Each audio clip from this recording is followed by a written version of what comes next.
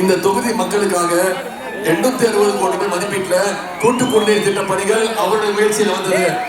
நாட்டின் விடுதலைக்கு பிறகு முதல் முறையாக போதமலையில மலைவாழ் மக்களுக்கு 140 கோடி ரூபாய் மதிப்பீட்டில் புதிய மலைப்பாதை அமைத்து கொடுத்தது யாரு? உங்களுடைய அமைச்சர்கள்.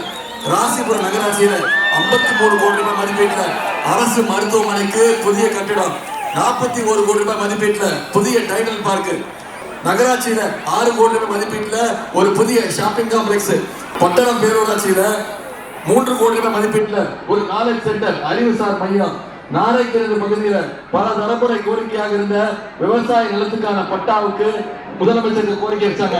இன்னைக்கு 1500 விவசாயிகளுக்கு பட்டாக்களை வாங்கி கொடுத்திருக்கிறார். இவ்வளவு திட்டங்களையும் செஞ்சு முடிச்சிருக்கா. இன்னைக்கு உங்களை எல்லாம் உரிமையோடு சந்திக்க வந்திருக்கிறார். மதிவேந்தனுக்கு உதயசூரிய சின்னத்துல வாக்களிச்சு குறைஞ்சது 50,000 வாக்கு வித்தியாசத்துல மிகப்பெரிய வெற்றி செஞ்சு காட்டுறீங்களா? எல்லாம் அன்போடு கேட்கிறேன், பண்போடு கேட்கிறேன்.